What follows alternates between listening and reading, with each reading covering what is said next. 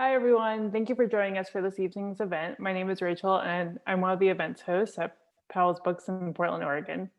Before we begin, I want to encourage you to check out our lineup of upcoming virtual events by visiting our website at powells.com or by following us on Facebook, Twitter, and Instagram. One of the many events we're looking forward to is Stephen Graham Jones and Jeremy Robert Johnson for their respective new books, The Only Good Indians and The Loop, this Monday, the 19th.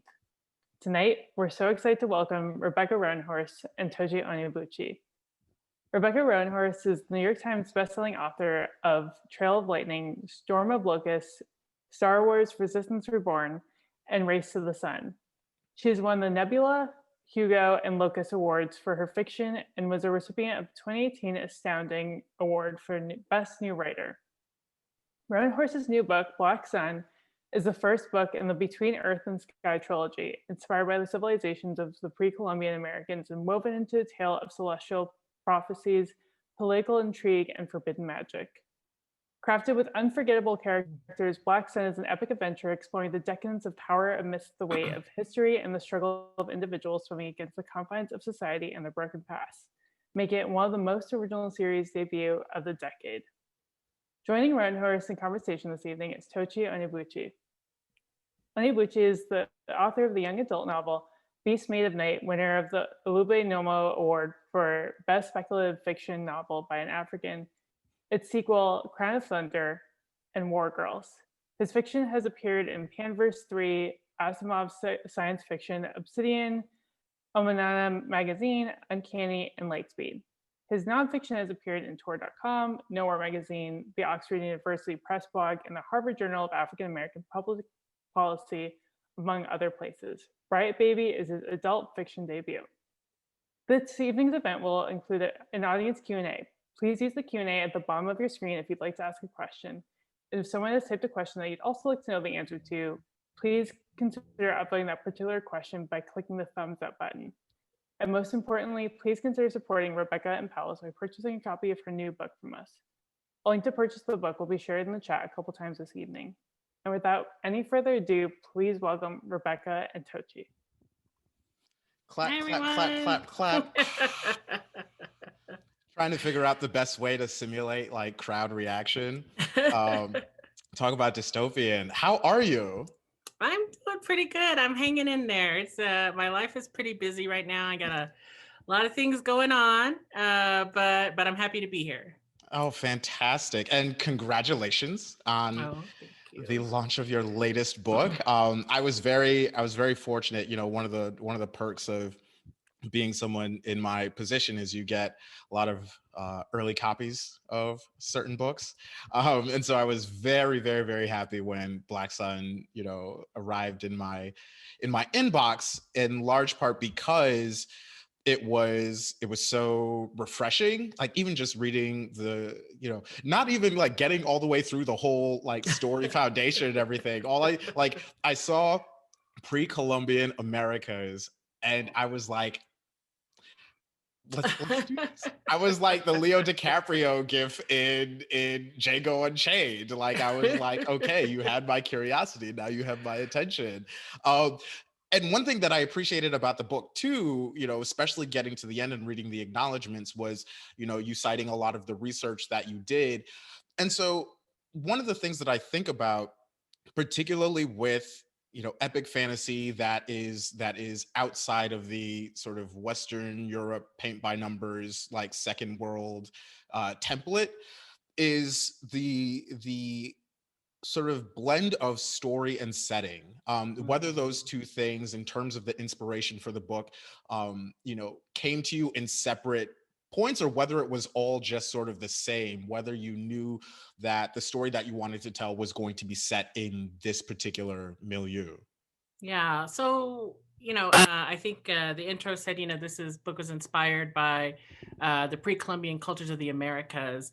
And that is a lot of different cultures over a large time span. So I pulled ideas from everyone from the Maritime Maya to the Mississippi Mound Builders to the Incans. There's a lot of Aztec and ancestral Puebloan influence. And even some Tahitian influence when it came to sailing, because I wanted, there's a sea voyage in the book and I didn't want it to look Western. I wanted it to feel indigenous and different. And so I knew that I wanted to write an epic fantasy from those inspirations. I think I've wanted to do that my entire life. I'm a huge epic fantasy fan.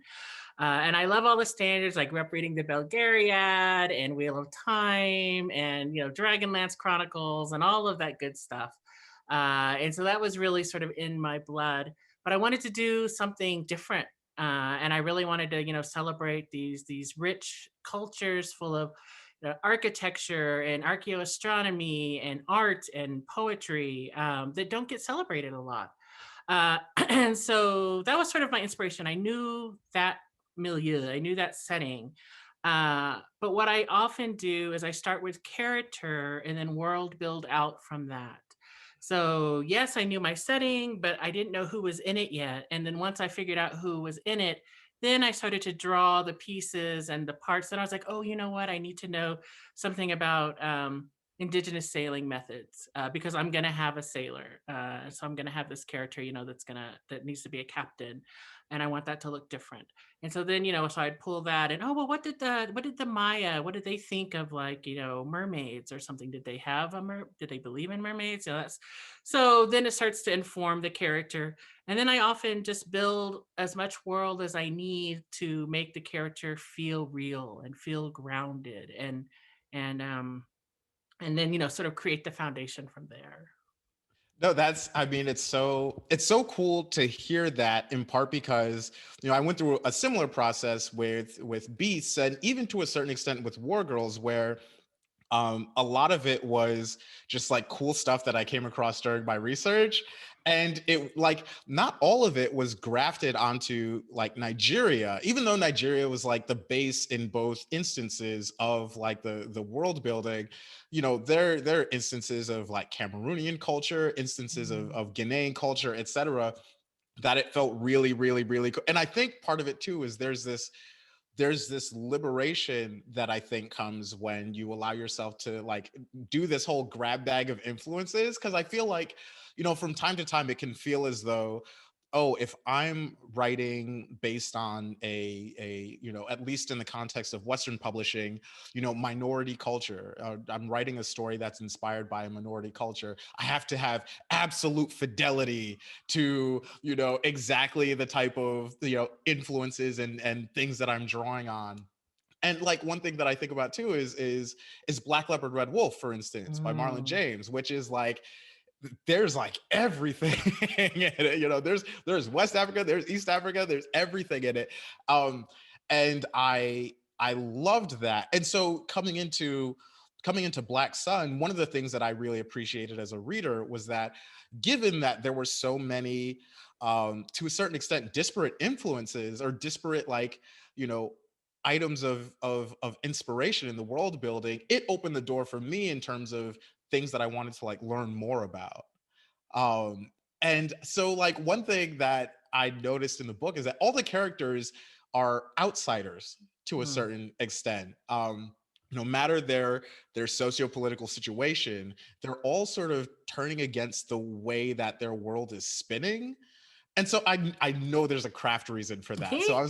So could you talk about that? Because it's perfect positioning for them. Yeah, and before I will talk about that, but I wanted to go back to a moment where you said that, if you're writing as a marginalized person or something, people expect you to almost be historical. And I always emphasize that this is fantasy, that this is, either science fiction or fantasy. And that, people of color, somehow we don't get to be fantastical. We don't get to be, sort of outrageous. We don't get to bring in giant, crows or water beetles or magic or all of these things. We're only supposed to be somehow anthropological or ethnologists or something. And I really hate that. So I push really hard against that idea. I want to be fantastical. Absolutely. And this book is not a history book. Please do not be like, oh, well, the Maya never did this. You're like, that is correct. They also never rode giant crows. Yeah, I was so you were just crows in the were right... never that big. Yeah. I know, right? So yeah, so that's something. And as far as the, the characters being outsiders, I always write outsiders. I think that is probably because I am an outsider. So it's not even so much a craft reason, although it certainly helps to create sort of different perspectives and allow your character to push up against, society. That gives you a lot of space to play with. But because those are the people who speak to me. Because that feels like, sort of my experience. So like most authors, there are parts of me and all my characters in different ways. There's never a one-on-one sort of thing, but like Xiala, who is the captain in the story, there's a lot of me in her, and there's a lot of me in Serapio, and there's a lot of me, less of me, but maybe my sort of idealistic side in like Narampa or something, so I think that's why I write these outside characters. Yeah, no, it's and I find too, and a lot of this is based on life experience, but also too just the stories that I read. Outsiders seem to always have more at stake than everybody else. So there's like there's if you're trying to engineer as much drama as possible in your narrative, it makes absolute sense to center the character that has the most at stake, right? So that was something that I really appreciate. And also too, just like and maybe this is just like, because of the anime that I watch, but like, Xiala starting out like in jail. Like, I was like, yes, already, like, let's do this. I like, there's no question attached to that. I just had to like tell you how much I appreciated that moment. And it was such a wonderful inversion of what I usually see with regards to people in that position, right? Mm-hmm. So yeah. Are there a lot of anime characters who end up in jail? Is that like a thing? Well, it's like if you want to signal that your character is like a rogue or an outlaw, like they're going to either be in jail, they're going to be on the verge of being executed. Like Samurai Champloo is a fantastic example of this, where one of the protagonists, it's basically these two dueling protagonists, one of whom is like a rogue and like, ex-con, and the other is like this, wandering swordsman, and it's set in I want to say like the Tokugawa shogunate of Japan. And they end up teaming up to help this little girl find the samurai who smells of sunflowers. And the very first episode, the two swordsmen like cross paths and get on each other's nerves and like, end up fighting. And over the course of their fight, they injure, I think it's the son of one of the local warlords or whatever. So they get captured and they're about to be executed, but the girl rescues them. And that's how that's how their whole adventure gets. But it's like a total thing. It's like, oh, if your character is going to be a rogue, they have to wind up in jail at some point. Oh, sweet. I had no idea I was channeling that, but yeah, absolutely. Yeah, no, it was amazing. Well, like another thing too that I really appreciated about how you positioned your characters was how you allowed them to sort of demonstrate commentary on various systems. And so I was very interested in particular with Narampa and the issue of religion and religious organizations too, like the contrast between those things, because there's religion as like a source of succor and something that you can believe in as a means of organizing your universe. But then there's also the religious organization that to a certain extent is very interested in control and self-sustenance and whatnot. So I was wondering if you could talk a little bit about how you built that system in Black Sun. Yeah, well, I have to confess, first of all, I studied religion as an undergrad. I was a religious studies major, and then I went to seminary. And so I actually have a master's in theology. So if you see religion peeking through in all my stories, yeah, that's not an accident. It fascinates me, and particularly, I think that sort of dichotomy you just set up between sort of religious belief and religious organization, and in Black Sun, there's two characters that are sort of the religious sort of characters, because this is something I play with. There's Serapio, who is the religious believer, And then there's Narampa, who is the sun priest, who is the head of this religious organization. And, in a way, they couldn't be more different. And they are on a collision course. I won't give any spoilers, but they're in a collision course that only one of them can survive. And so I really wanted to sort of, I guess, play with that idea. And then, we'll sort of see where that goes in future novels. But, Narampa as a character, she was my most challenging character. She is from sort of the wrong side of the tracks. But through just, intelligence and hard work, she works her way up to the top of this institution, which is the Watchers, the priesthood. But even once she's there, she's never good enough. What I describe her as a woman who loves an institution that does not love her back. And so she is still an outsider, no matter what she does. Plus, she brings these ideas of reform. She's sort of a populist. And the other priests want nothing to do with it. They're like, you know what? We're good. We don't need to get out and like serve the people. That is overrated. So she has internal conflicts as well, sort of within the institution. And it was hard, she was so challenging to me because I wanted her to be a person of integrity. I wanted her to feel like, I've seen some reviews that said, well, why didn't she, go in and like kick more ass? Or why didn't she understand that these people were like plotting against her?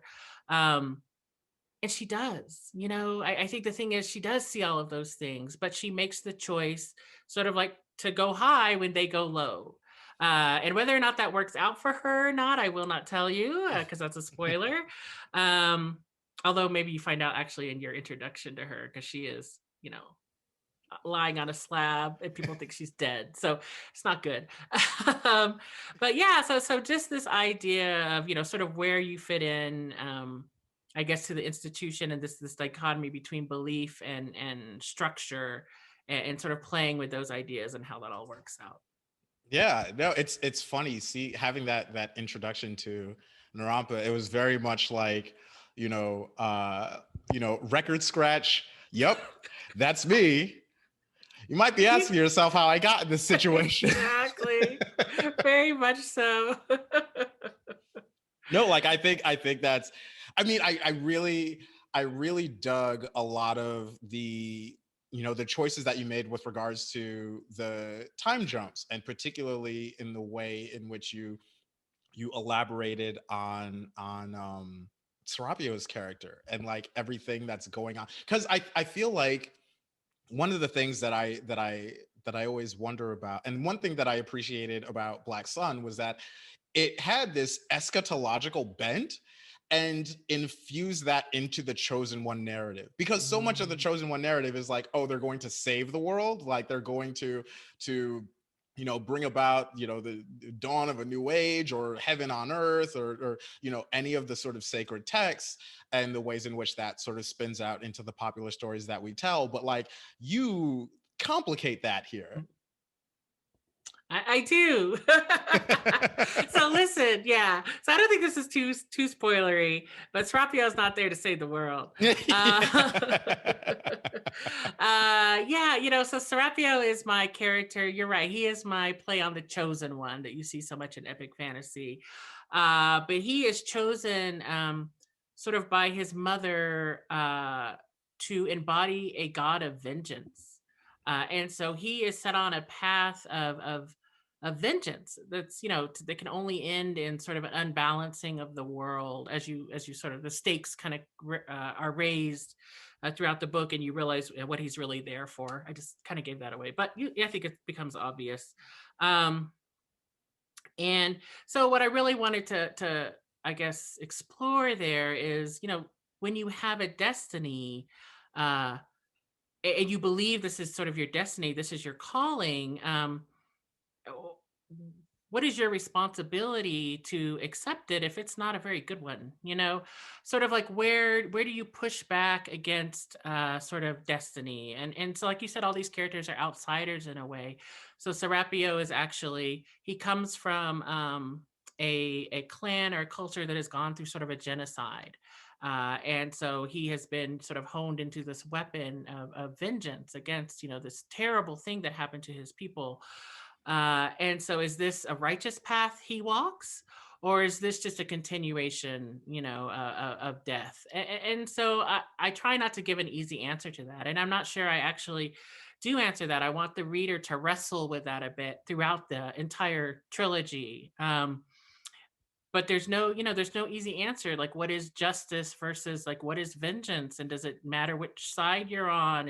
Is there a right side of history, or is history such a long, sort of cyclical thing, that it just depends on where you're standing at the moment, that you're looking at it, that you get to decide. So yeah, sort of taking those ideas and taking them seriously. Because if you ask me personally, I might be like, no, there's a wrong side. It's like, let me tell you. I know, you're on it. Yeah, but no, but right. But I didn't want to do that. I wanted to give, some thought to it. And there's actually a line when the priesthood is sort of getting together and they're talking about this genocide because they're directly sort of responsible for it. And one of the priests is like, well, I wasn't even alive when that happened. Like, I'm not responsible for that. I don't know why they hate me. I didn't have anything to do with it. And so I wanted to take that seriously and be like, well then, so what does that mean? Who benefits down the line? What sort of responsibility do you have for the actions of your ancestors and that sort of thing? So yeah, so sort of playing with those ideas. No, and it's interesting too, looking at Black Sun, particularly in the context of a lot of recent and relatively recent fantasy that's being told by, these stories that are being told by, what I've taken to calling like the, the children and grandchildren of empire, these people from, within, the people who would have normally been the aliens in the early colonialist science fiction tales, right? There's this inherent blending of the personal and the political. So the idea of enlisting this almost cosmic dimension into a personal vendetta, like I've seen that, right? Like it makes sense, and it's something that I've seen played with, and a question that I've seen addressed like more and more in a lot of the fantastical stories that we read, and like, for better, right? Like I think this is something that really needs to be, dissected and dramatized and looked at, because I think, as you pointed out, I don't know that, at least, divorced from our present sociopolitical context, that there is a sort of neat answer to any of that stuff, right?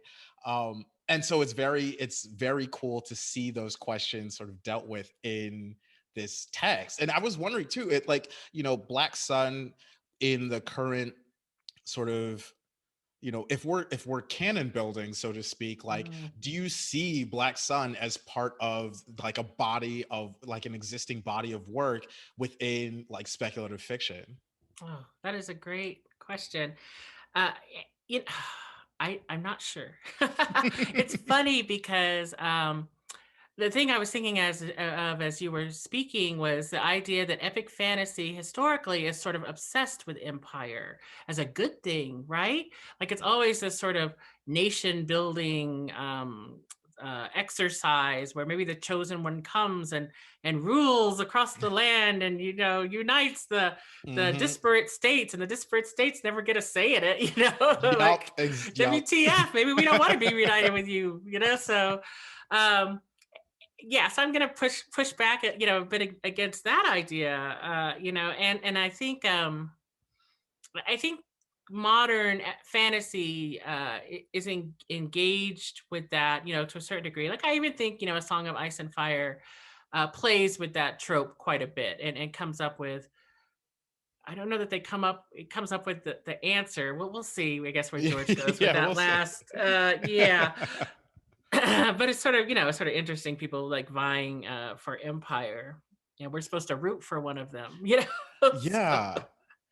So, or maybe not root for any of them. I'm not sure. But yeah. So in this idea of like children of empire, like you're talking about, those of us from marginalized backgrounds, sort of bringing these ideas, we're from those disparate states that didn't want to get united, or that got wiped out or close to wiped out, or something. So it's a different sort of voice, I think, is really interesting.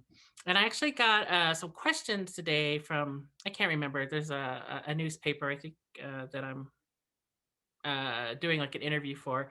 And the woman asked, she's like, well, I look at Gods of Jade and Shadow, and I look at a memory called Empire. And so, Gods of Jade and Shadow pulls from Mayan gods and the traditional stories. And memory called Empire is like, I like to call it Aztecs in space. It's awesome. I love it. And it really engages with like Aztec culture in just such a beautiful way, like pulling in poetry and even like sacrifice in like a fascinating and really respectful way that I really enjoyed. It's just, so she was like, are you part of a trend? Are we bringing, Mesoamerica back? And I was like, are we? I hadn't really thought about it. And I love both of those books. And I'd written this before, all this stuff happens simultaneously. It takes a year to make it to the shelves. So I don't think I was influenced necessarily, but maybe that's sort of the zeitgeist. Maybe that's in the air. Maybe that's sort of what's happening. And so you are getting these sort of reclamation of these places that have been overlooked in genre, and having, voices tell their stories. Yeah, no, I experienced a very similar thing. I think it might have been early 2018 when Akata Warrior, I believe, by Nettie had come out. Beast Made of Night had come out, and Children of Blood and Bone was getting ready to come out. And so like you had these three very specifically Nigerian American writers that were writing these fantasies that were based on, it was second world based on, Nigerian culture. And I remember like at the time people wondering, oh, is this like Nigeria chic? Like, is this like a trend? And as you said, a lot of it is happening simultaneously. Books can take years to happen, sometimes even half a decade from conception to shelf, right? So it's a very interesting serendipity when that happens. One thing that I wanted to ask about, and this is something that like I really appreciated, the sort of bravery in tackling this, because like I feel like there are craft aspects to it too, but the way in which you handle disability in this story, and particularly like what I had in mind as well was that, particularly in cultures that I come from, like disability, it's not even necessarily called that. Like I feel like you might have said in a previous interview that, you might have used the term God touched, right? Like there's another dimension to it outside of like, our material reality. And so coming into it from that angle as well, I was just very curious, like how because it didn't feel as though, and this is something that I think I see unfortunately a lot in speculative fiction, is like magical disability as othering, right? And it's, and like, so I like, how did you skirt that, quicksand pit? Yeah. So, well, shout out to my disability consultants. I actually had 2 blind consultants because the character Serapio is blind. And so they kind of kept me on track, honestly, particularly Elsa, who was very aware of the disability magic sort of trope, the sort of daredevil-ish trope. And so she was like, you really need to understand, adaptive technologies versus like, I have a magic power, or if you're if they're gonna have super hearing, it's because they work their butts off to get that super hearing. They're trained to it. It's not magic, it's work. And so all of those things appealed to me. I thought that was great, and Serapio has a thing, with crows, to say the least. And the crows often function as sort of his guide dogs, to be quite blunt. He fights with a staff, but the staff's, is a second to, his the sensory device that allows him to like move around. So Yeah, I was very aware of that. And I did that. The God touch thing is something I bring up because I think in a lot of indigenous cultures, it's just like what you were saying. Disability doesn't have that stigma that it has in sort of mainstream Western culture. It can mean a lot of things. And actually, David Bowles, who's a Mesoamerican scholar, was kind enough to find me a text, a Mayan text that talked about sort of this idea that in fact this could be a positive thing, and that your disability meant that that somehow the gods had touched you and elevated you, and then you were treated accordingly in society. You were elevated. Um, and so I thought that was just very interesting, and I wanted to capture some of that. There's a number of things in the book that I wanted to capture, sort of a different worldview about things, whether it be disability or gender or sex, sexual expression, or all of those sort of things that I felt, hey, you know what? If this is really a world, a secondary world that is inspired by indigenous cultures, let's make the worldview a little more indigenous as well. We're not just slapping paint on, we're not just making it look cool. We're actually gonna like dig into what that looks like. Yeah, no, and what's cool about it is that, from my experience, both as a reader and as a writer, it has you fundamentally rethink, very elemental words like technology, right? Like the staff is a piece of technology. The crows, they're a piece of technology, right? But it's all living, right? There's like that, I think, is such a fascinating reframing that I think, see more and more of in a lot of these non-Western stories of speculative fiction. Like the things that we can call technology, the things that affect how we're able to move through the world or how we're not able to move through the world. Like that, I'm always thinking of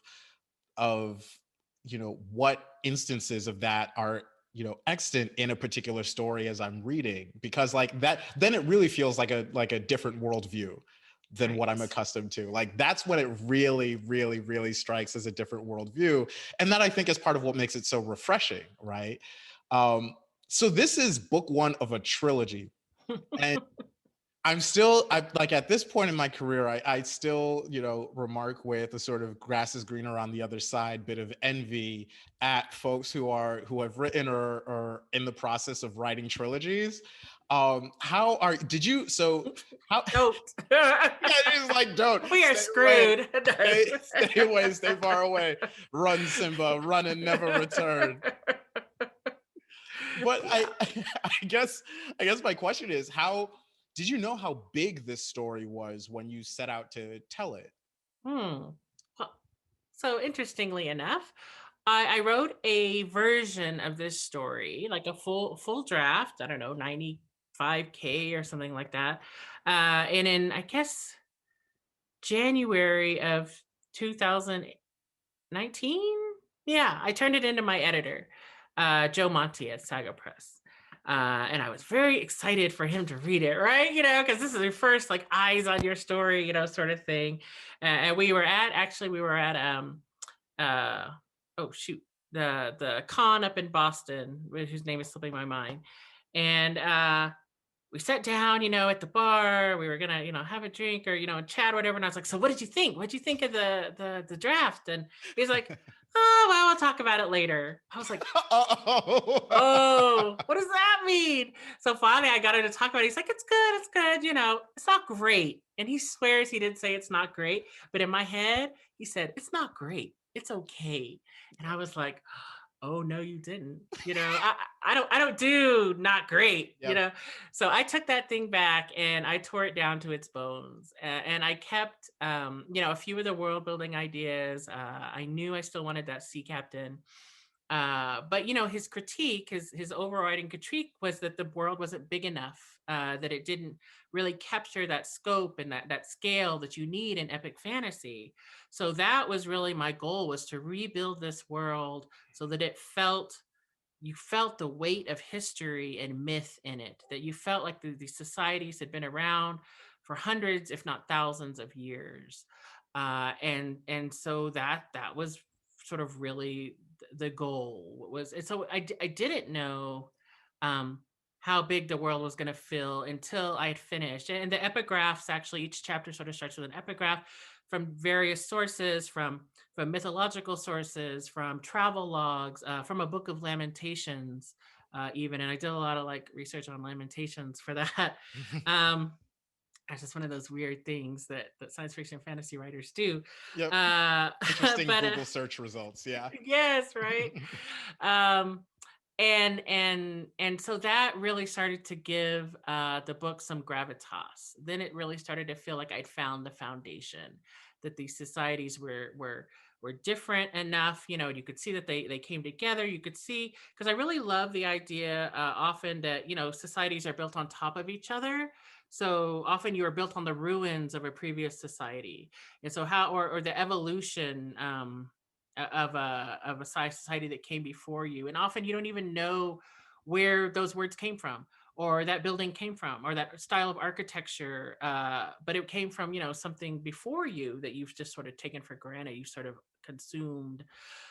So I wanted some of that as well in the story. And so, yeah, that's when it started to feel heavy. Like when I had that one draft, probably like the fourth or fifth draft, with the epigraphs and the maps. There's maps, which is like, you know, fantasy writer nerd dream come true. I have 2 maps.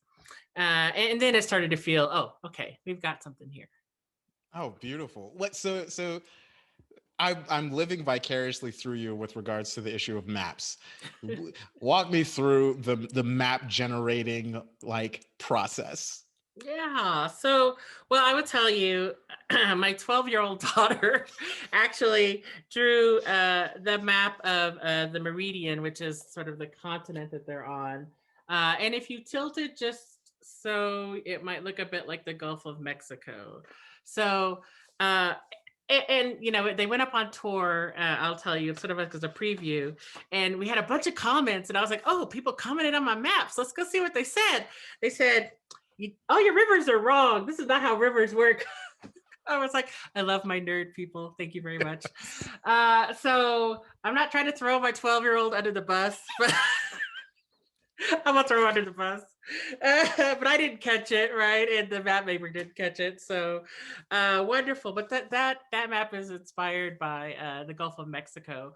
And then there's a map in the back, which is the map of Tova, the city of Tova. And this is a city, you know, sort of in the clouds, built on tops of mesas and down into the cliffs, and connected by woven bridges inspired by the traditional Incan bridges. So like, you know, you're talking about words that often we don't associate with indigenous cultures, things like technology.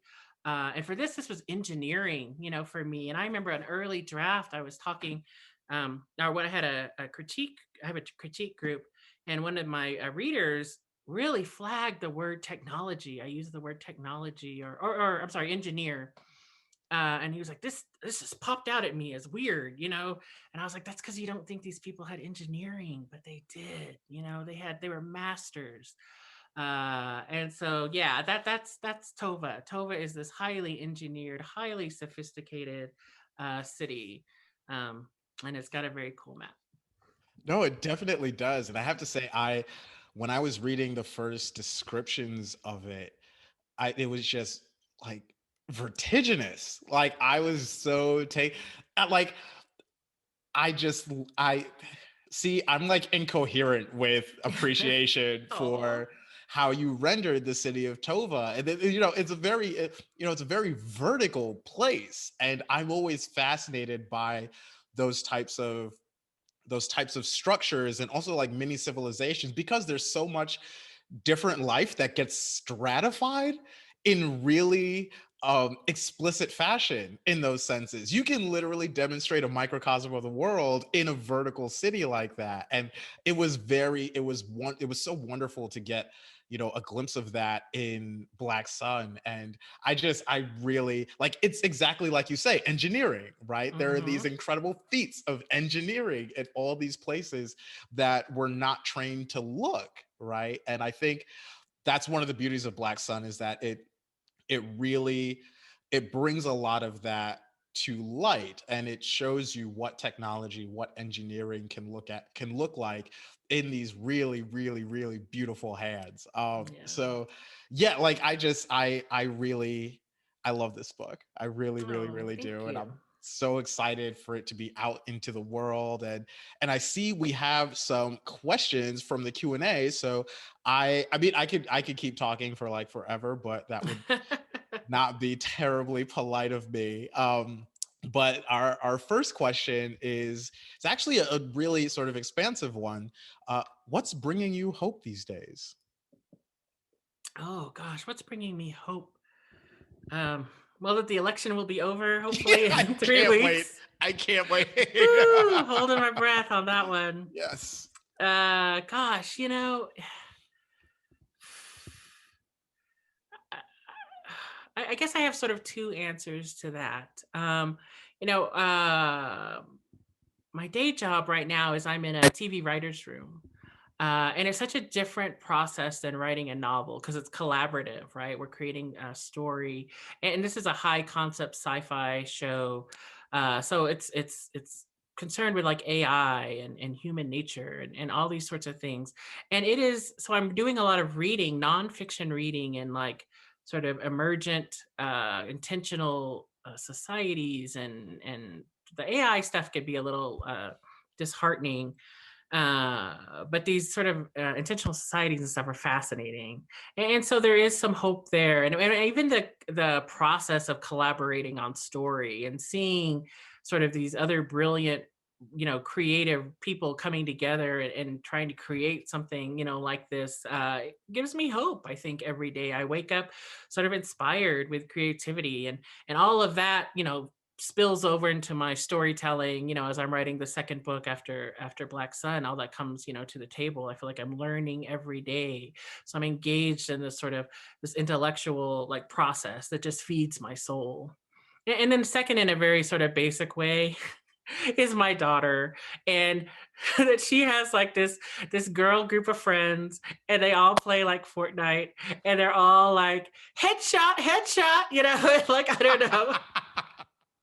And then, you know, they play as like a little girl gang, and they go challenge, you know, these, I'm sure it's mostly like 12-year-old boys or something, and they, you know, it's just, I don't know, there's just something really like heartening about it, and how she's adapted, because, you know, goodness, what a time, you know, to be a kid, and with COVID and with Zoom schools, and because she's at home, you know, on a Zoom school, and to see how resilient she is, and how she and her friends have just created a different kind of society, a different kind of way to interact, and so that does give me hope. I think it's kind of exciting.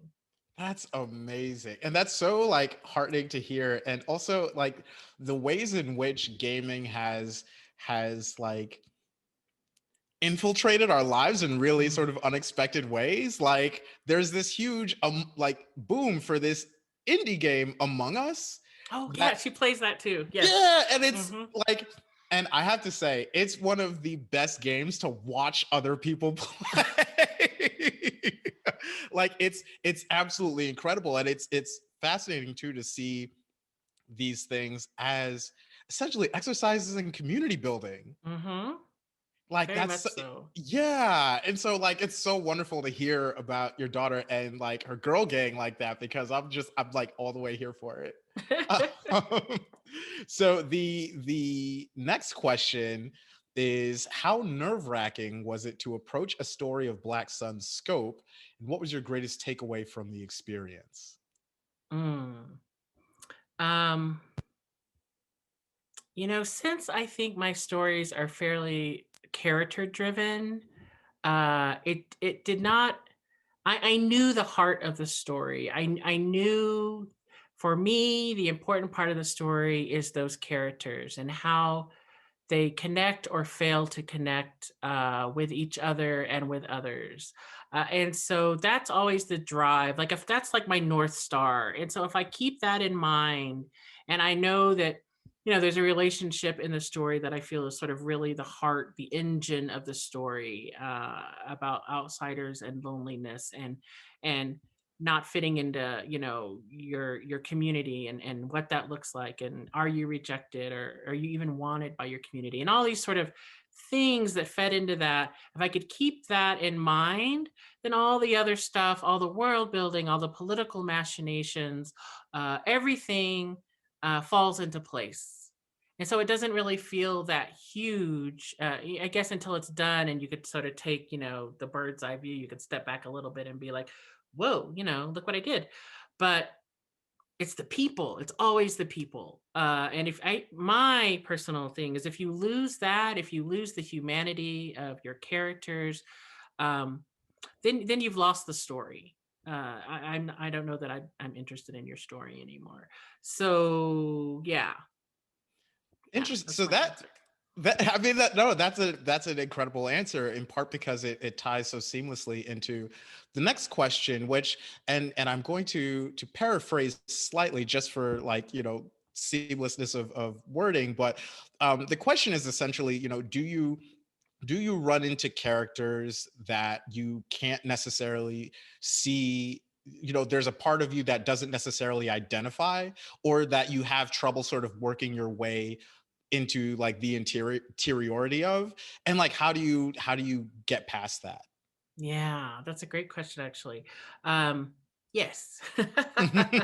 So probably in this book, I think I mentioned that Narampa was difficult for me to sort of find her interiority. But once I sort of found like her primary conflict, her primary internal conflict, not her external conflict, she'll excuse me, the character starts to open up. And so the fourth point of view character in this story that I haven't mentioned yet is a man named Akoa. And he is sort of a young man who's born into sort of privilege. He's probably the most sort of privileged of all the characters, but he's also pushing against a destiny that he's not sure he wants. So he's sort of raised to be a certain, kind of person, and he's not sure that's the kind of person he actually wants to be. So I guess, he's a little harder. But again, I know what his humanity is. I know there's always something sort of universal. I think this idea that you can empathize with your characters, just like you can empathize, with humans. If we lose that, then we're in big trouble, right? That's sort of what's happening, I think, in this country a lot. But so I think it's the same, that I can always empathize with my characters. I can always find their humanity. So sometimes it's a little harder. Some of the characters are just like me. I'm like, that is just me on the page. Yeah. Yep. So I can't even pretend. Yep. It may. Yeah. And then some of them are not. And you just have to dig. You just have to find the thing that you can empathize with, who they really are. No, I agree wholeheartedly. So like one question that came up that actually ties into some of the world building discussion that we were having earlier is, there will be these details, right, that appear in setting but won't be necessarily the foci of the scene, right? Like the Yopan tea, the Quetzalcoatl feathers. Apologies if I mispronounce that. And the alcohol that Xiala drinks, and especially yeah. And so like, especially given that there's this melange of cultural inspirations for this story, how did you go about picking which details to include, in a particular scene, or within the story, sort of in a larger sense? Some of them made sense historically, like the idea that at Chaco Canyon they found red quetzal feathers, that must have come from thousands of miles away. So I really wanted to emphasize that, this continent, just like the indigenous Americas, was a continent alive with trade. And so, you're finding things that originated in, far South America on the coast of what is now California, or up near Michigan, or, something like that. And so it was important for me to show that sophistication and that trade. And again, I think that's why I wanted this sort of sea captain, because and she comes from a trading city. Well, she's in a trading city. Sort of when the story opens. So a lot of it's sort of that. I wanted to capture that. And then a lot of it just frankly appeals to me. It was just sort of interesting. Or, I did want to pick for the alcohol. I did want to pick an alcohol that like you could find in Mexico, that was not like, hey, we're drinking mead, I didn't want, I wanted something. I was like, they're not going to have mead, it's not going to happen. So what do they have, and what's sort of interesting, and, hey, you could still go buy some ishtabatoon if you want. So they serve it up in all the sort of tourist hot spots. So I just thought that was really apropos. No, that's really, really, really cool. Like the point that you made about trade is so important too, because,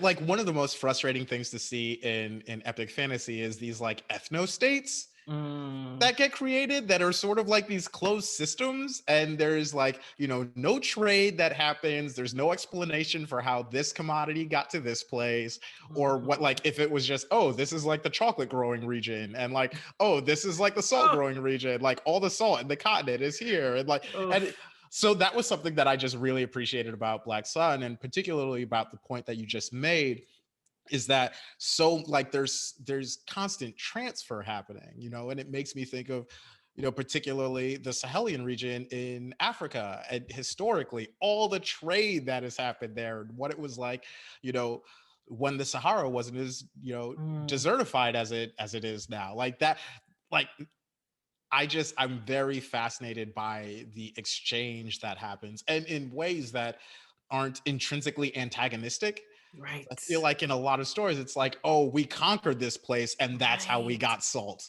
It's like, no, it was like profitable for this merchant to like go to this place where there was a demand for salt, and now they have salt. Like, right. So I really appreciated that, and particularly that the point you just made. So another question that we have is, for fans of your work, what other authors' books do you recommend? Oof. Well, obviously all of Tochi's books. So, and I'm sorry, I have a little note here. Tochi has a new book coming out, Rebel Sisters, next month, the continuation of War Girls. So that's high on the list. I'm excited about that one. The ones I mentioned earlier, Gods of Jade and Shadow by Sylvia Morena Garcia, and A Memory Called Empire by Arcady Martin, which won the Hugo Award this year. And actually all the Hugo nominations this year were like on fire. Like, what an incredible group of books. We were sort of in this embarrassment of riches, golden age of science fiction and fantasy. So definitely, obviously Gideon the Ninth. I'm a Tamsin Muir, like super stan. That was amazing. I don't even know what that was. Like necromancers in space and a locked tomb mystery. I don't know, whatever it was awesome. So you should go read it. But also Cameron Hurley's book that came out that was nominated for the Hugo was great. Like this military time travel thing that blew my mind. So yeah, there's a lot of cool stuff. Yeah, no, it's an embarrassment of riches. It really, really, really is an embarrassment of riches. There's so much good stuff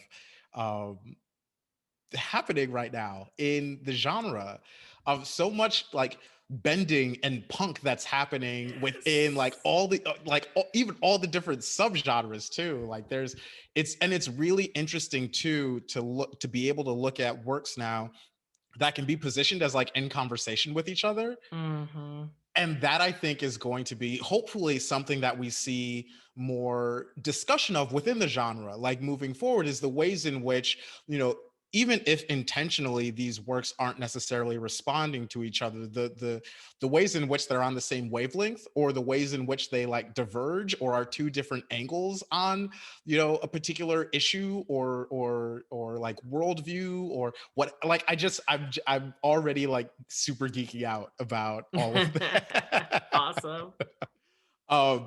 So what can you tell us? And this question is inevitable. You probably knew it was coming. What can you tell us about book 2?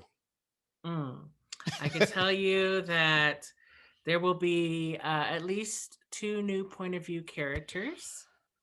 That the world is even going to expand even more than what you've seen. You're going to have some other cultures pulled into the mix.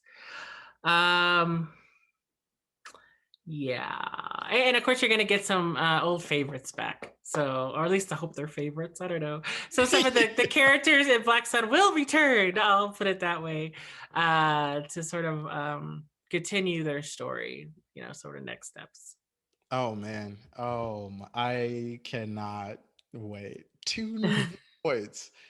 Oh my goodness. Okay, so we have time for one more question. Oh man, that one's kind of spoilery. Okay, so this is I guess more of a process question or a craft question. How do you keep track of timelines in your work? Okay, so listen. Break it down. Break it down. I'm suffering now.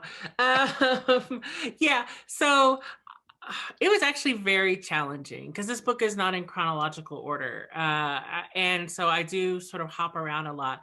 So I did have a timeline, but I'm really bad at math, like really bad. And so I kept trying to like do the math between like sort of okay, so I know there's 20 days till the convergence. So and then what year would this be? And so and then but somebody's this old. So I have tried my best to keep track of like the time. And then for the second book, I had to go back and really figure out when everyone was born and how old like certain people would be at like certain times. And listen, if you're good at math, do that up front. Don't be me, because yeah. So I just have expected emails any day that's like, you said here that, just kind of like how the rivers are the wrong way. Yep. It's going to come. Somebody's going to like, catch me out on not having having some mistakes in my timeline. So it is difficult. It is a challenge for people like me. And, you do get some help from your copy editor. Yes. God bless copy editors. God but they're like, bless them. Yes. I can't even help you. They're like, we have limits. This is past my like pay grade. So yeah. Amazing. Well, thank you so much. This was such a wonderful conversation. Yeah, I'm so happy that we have like, avenues of communication outside of big events, because there's like even more stuff that I want to ask you about with regards to Black Sun.